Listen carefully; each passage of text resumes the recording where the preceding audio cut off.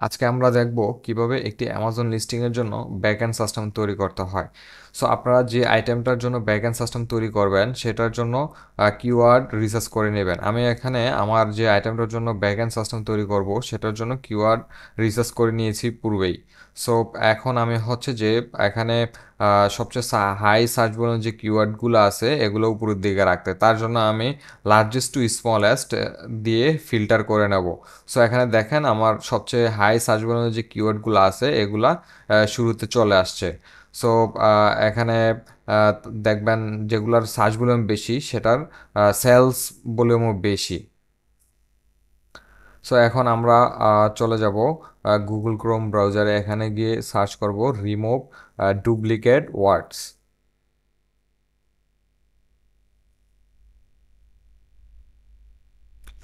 এখানে দেখেন অনেকগুলা সার্চ চলে আসছে, তার মধ্যে থেকে প্রথমে যেটা আসছে ট্রেস মাই আইপি, এটাতে ক্লিক করে চলে যাবেন।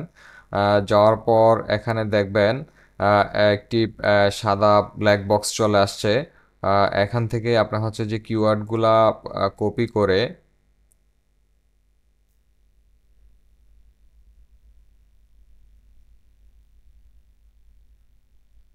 এখানে পেস্ট করে দিবেন।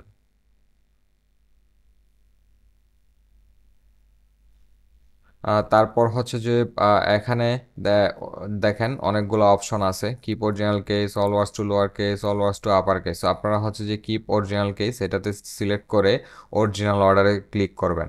এখন দেখেন আমার ব্যাক এন্ড সিস্টেমগুলা রেডি হয়ে গেছে, মানে এখান থেকে যতগুলো ডুপ্লিকেট ওয়ার্ড ছিল সেগুলা রিমুভ করে ইউনিক ওয়ার্ডগুলা রেখে ব্যাক এন্ড সিস্টেম তৈরি হয়ে গেছে।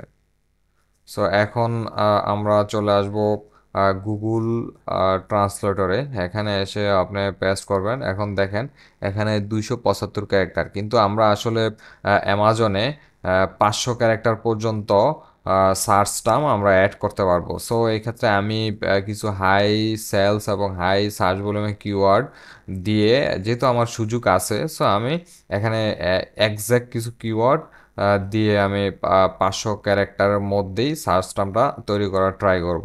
সো আমি এক্সাক্ট কিওয়ার্ডগুলো হচ্ছে যে প্রথমেই রাখতে চাচ্ছি। সো এই জন্য আমি এখন এখানে দেখেন 554 ক্যারেক্টার হয়ে গেছে। সো আমি কয়েকটা ওয়ার্ড আমি হচ্ছে যে রিমুভ করে এটাকে 500 ক্যারেক্টারের মধ্যে নিয়ে আসবো। আর আপনারা জানেন যে অ্যামাজনে সাপোজ আপনি যে লিস্টিংটার জন্য আসলে কাজ করতে চাচ্ছেন অথবা যে লিস্টিংটা আপনি অপটিমাইজ করতে চাচ্ছেন, এখন ওই লিস্টিংয়ের জন্য আপনি কিওয়ার্ড রিসার্চ করবেন, তখন দেখবেন যে 70-80টা অথবা আরও বেশি 100-150 কিওয়ার্ড আপনি পাবেন। হ্যাঁ, দেখা যাচ্ছে কোনোটা কিওয়ার্ডে আসলে আপনি মানে বাদ দেওয়ার মতো না, কিন্তু আপনি তো আসলে সবগুলা কিওয়ার্ড দিয়ে হ্যাঁ আপনার লিস্টিংটা অপটিমাইজ করতে পারবেন না। আপনার সবগুলা কিওয়ার্ড হচ্ছে যে লিস্টিংয়ের মধ্যে আপনি অ্যাড করতে পারবেন না। সো এই জন্য আমরা যেটা করি, আমরা সবগুলা কিওয়ার্ড দিয়ে যেন সবগুলা কিওয়ার্ড আমাদের লিস্টিংয়ের মধ্যে থাকে সেটার জন্য আসলে সার্চ টার্ম তৈরি করে থাকি। সো সার্চ টার্মটা আসলে খুবই গুরুত্বপূর্ণ একটা পার্ট লিস্টিংয়ের জন্য। কারণ হচ্ছে যে আপনি যখন কোনো একটা কিওয়ার্ড লিখে সার্চ করবেন, হ্যাঁ সাপোজ হচ্ছে যে কম্পার্টমেন্ট লাঞ্চ বক্স, হ্যাঁ এই কিওয়ার্ডটা লিখে আপনি সার্চ করবেন, কিন্তু ডিরেক্ট আপনি এই কিওয়ার্ডটা হয়তো বা আপনার টাইটেলে অথবা ডেসক্রিপশনে অথবা কি ফিচারে আপনি অ্যাড করেন নাই অথবা এখানে ডিরেক্ট এইভাবে লেখা নাই। কিন্তু আপনি যখন এটা ব্যাক এন্ড সিস্টেমে রাখবেন তখন আপনার ওই কিওয়ার্ডের এগেনস্টে কিন্তু আপনার লিস্টিংটা শো করবে। এখন দেখেন এখানে আমাদের হচ্ছে যে 492 ক্যারেক্টারের একটা সার্চ টার্ম রেডি হয়ে গেছে। সো এখন এটা হচ্ছে যে কপি করে আপনি আপনার লিস্টিংয়ে সার্চ টার্ম অপশন এখানে গিয়ে হচ্ছে যে সাবমিট করে দিবেন, অ্যাড করে দিবেন। সো এটাই ছিল আজকের ভিডিওর টপিকস। থ্যাংক ইউ সবাইকে ধৈর্য ধরে দেখার জন্য।